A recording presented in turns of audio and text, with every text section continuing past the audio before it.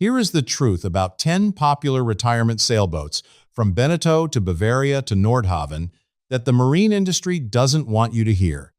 If you're shopping for a 40 to 50-foot sailboat or trawler yacht for retirement cruising, the boat that ruins your retirement is probably not some cheap, unknown brand. It is one of the most respected names in sailing. It is the boat your broker recommended. It is the one sitting in the slip right now with a glossy brochure and a very convincing price tag. In this video, I will show you 10 boats that are sold to retirement age buyers as safe, sensible choices. And I will show you exactly why many of them are financial and safety traps. We are talking real models, real repair bills, and one boat on this list with a structural flaw so serious it has ended lives. You need to know which one that is before you sign anything. Here is something that will change how you shop for boats forever. The most dangerous purchase is not the cheapest boat on the market. It is the moderately priced, well-branded boat that looks ready to go. It is just expensive enough to feel like a serious investment, and just polished enough to make you overlook what is underneath. That is the trap we are talking about today. And the first boat on this list walks right into it. The Beneteau Oceanis 38.1 is one of the most heavily marketed sailboats in the world. Beneteau is the largest production sailboat manufacturer on the planet. The Oceanis line is their flagship cruising range, and the 38.1 is pitched directly at the retirement buyer. Comfortable, accessible, blue water capable. That is what the brochure says. Here is what the brochure does not say. Beneteau has aggressively cut manufacturing costs over the past decade. The result is thinner hull laminates, lower grade fittings, and a shallow bilge design that makes water management difficult in heavy conditions. Survey after survey of used Oceanis boats reveals delamination around the keel stub, osmotic blistering appearing far earlier than it should, and chainplate issues that are expensive to fix. A used 38.1 in good condition costs between $120,000 and $170,000. Add a proper survey and you are likely looking at a refit bill of $15,000 to $40,000 before she is genuinely blue water ready. That is not what the brochure told you. Hold on to that number. Because by the time we reach number 5 on this list, you will see how one overlooked maintenance item does not just cost money, it costs lives. The Jeanneau Sun Odyssey 440 catches people who think they have done their homework. It wins design awards. It looks incredible at a boat show. It is sold to the over 50 market as the ultimate weekender to live aboard solution. And because it is packed with modern technology, it feels like the manufacturer has done the hard work for you. That technology is exactly the problem. Electric winches, furling systems, hydraulic backstays, every one of those is a maintenance item, a failure point, a potential insurance liability, and the Sun Odyssey 440 has well-documented issues with chainplate and deck hardware sealing. Water gets into the coring on boats just 3 to 4 years old. Cord deck repair is one of the most expensive jobs in marine maintenance. We are talking $20,000 to $60,000 on a boat this size.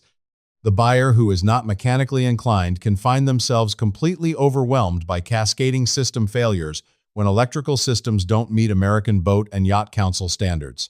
There is no shame in that. But when you are 2 days offshore, overwhelmed does not mean inconvenienced. It means dangerous. Ask yourself this.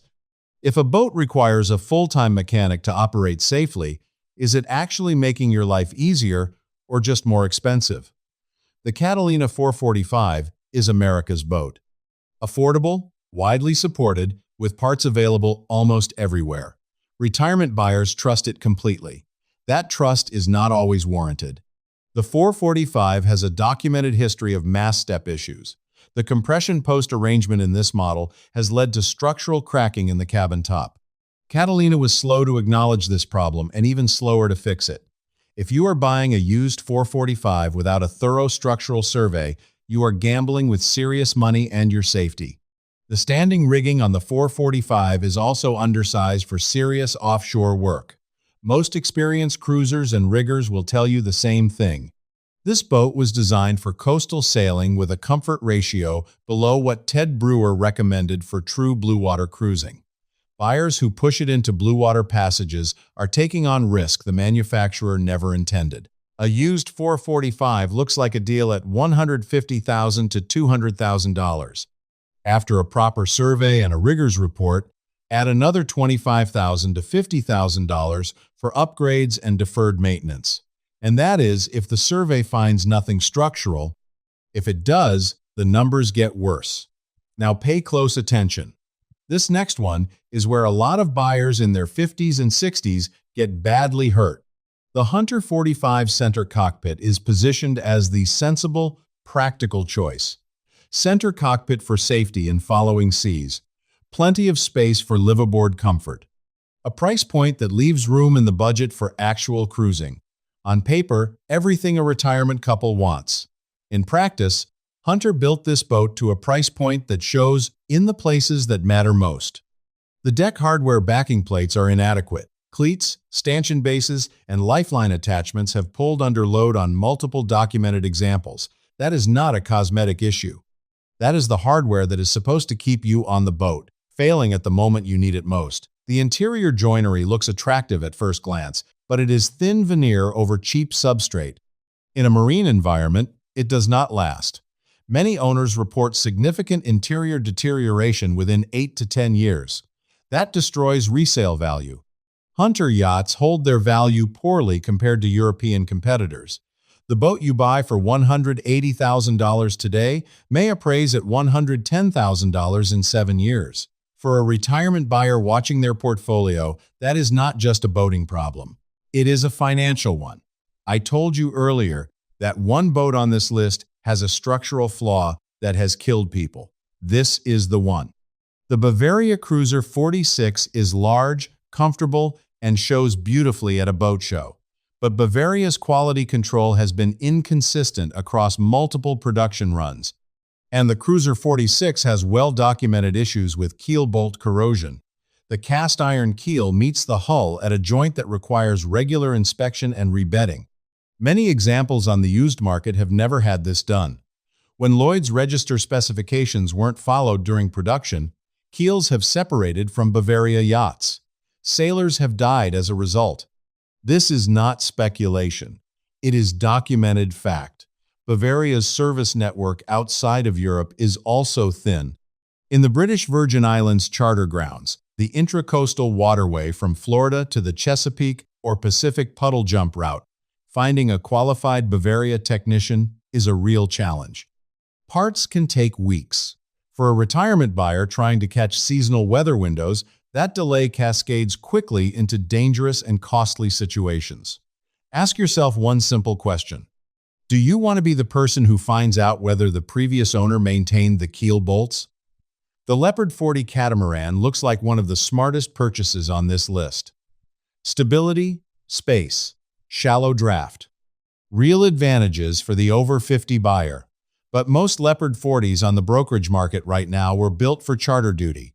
Charter boats get abused, maximum loads, inexperienced crews, maintenance kept to the bare minimum. When a charter company retires its fleet and puts those boats up for sale, you are buying years of hard use and deferred maintenance. Budget $60,000 to $100,000 for a full refit. On top of a purchase price of $180,000 to $250,000, that attractive listing price looks very different now. And beyond the money, catamarans behave fundamentally differently from monohulls in heavy weather. The sailor who has spent 30 years on a monohull and steps onto a catamaran without proper training is carrying skills that will not transfer when they are needed most. If this kind of honest, inside industry information is useful to you, this is exactly what I cover every week on this channel. If you have not subscribed yet, now is a good time. Because the 4 boats still to come include 2 that I consider the most financially dangerous purchases in the retirement market right now. You do not want to miss those. The Island Packet 380 may be the most emotionally difficult boat on this list, because its reputation is genuinely well-earned, just not for the boats available today. The Island Packet is held up as the gold standard of American bluewater cruising. Solid build, full keel, simple systems. For boats built in their prime, that reputation was deserved. But most Island Packet 380s on the market today are 20 to 30 years old. Outdated electrical systems, aging engines, holding tank arrangements that do not meet current regulations in many cruising grounds. A repower on a full keel boat this size runs $25,000 to $40,000 installed. Add an electrical refit to American Boat and Yacht Council standards, plumbing overhaul, and updated safety equipment, and you are putting $60,000 to $80,000 into a boat you bought for $120,000. The Island Packet 380 is not dangerous. It is overpriced relative to the work it needs. And buyers who fall in love with the legend often refuse to see the refit bill until it is too late. Here is the part that stings most. By the time you finish the refit, you could have bought a newer, better-equipped boat for the same total spend. That is the Island Packet trap. And it catches experienced sailors just as often as first-time buyers. The Nordhavn 40 is the boat most buyers feel completely confident about, and that confidence is exactly the problem. Nordhavn builds excellent boats. The Nordhavn 40 is a trawler-style motorboat built for long-distance ocean crossings. It is sold as the ultimate turnkey offshore vessel. Safe, slow, and seaworthy. In many ways, it earns that description. But the operating costs are staggering, and they are almost never fully disclosed in the sales process. Fuel consumption at passage speed runs 3 to 5 gallons per hour. A passage from Florida to the Azores is roughly 2,400 nautical miles. That crossing will consume $8,000 to $12,000 in fuel alone at current prices.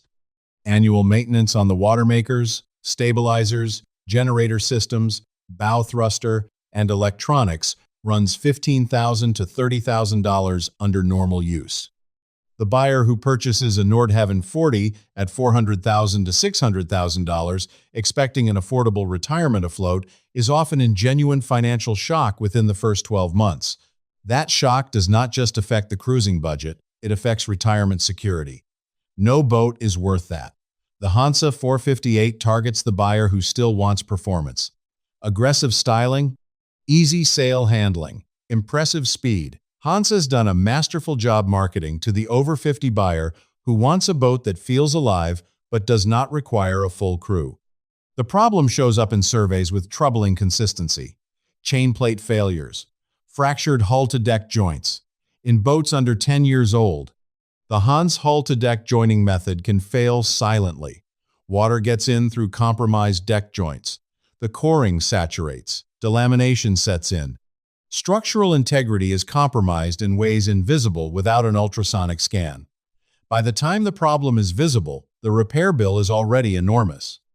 A quality used example costs between $250,000 and $350,000. Survey-mandated repairs can add another $20,000 to $50,000 on top. And the high-load rig that makes this boat exciting to sail is a maintenance demand that does not match the relaxed cruising lifestyle most retirement buyers are actually after. There is a version of this purchase that makes sense. Most buyers are not that version. And now we reach number 1. If you have been following the pattern across every boat on this list, you already know what it is. Every disaster we covered today. The delaminating hull, the corroded keel bolts, the failing deck hardware, the worn-out charter catamaran. Every single one was either caught by a professional survey or missed because there was not one. The number 1 boat that ruins retirements is not a brand. It is a decision. It is the decision to skip the survey. Every year, buyers in their 50s, 60s, and 70s skip the professional survey to save $1,500. They skip it because the seller says the boat is well maintained. They skip it because they have fallen in love at the dock and do not want anything to break that feeling. And some of them pay for that decision for the rest of their retirement. A certified marine surveyor from the Society of Accredited Marine Surveyors will find what you cannot see. Osmosis, hidden structural damage, corroded wiring, fuel tank problems, keel bolt corrosion. A survey costs $15 to $25 per foot of waterline. On a 45-foot yacht, that is roughly $675 to $1,100. Against a purchase of $200,000 or more, it is the most rational money you will ever spend on a boat. If a seller refuses to allow a survey or pressures you to skip it, walk away. Not reluctantly, immediately. Here is what I want you to leave with today. None of the boats on this list are universally bad. Some of them, in good condition, properly surveyed, with a realistic refit budget, are perfectly good vessels. The problem is not the boats. It is the gap between what buyers are told and what they actually find. That gap is where retirements get damaged. Get the survey every time, no exceptions. Work with a broker who has no financial relationship with the seller. Research the specific model you are considering on the owner forums and sailing groups dedicated to that boat. Budget twice what you think the first year will cost. And be honest with yourself about the sailing you actually want to do, not the sailing you imagine yourself doing. Your retirement took decades to build. It deserves better than a glossy brochure and a motivated seller. Take your time, do your homework, buy the right boat, because when you do, there is nothing in this world quite like it. If this video helped you, please subscribe. I publish honest, experience-based advice for the serious cruiser every single week. Hit that subscribe button so you never miss it. And leave your questions in the comments below. I read every one of them. Sail safe and sail smart.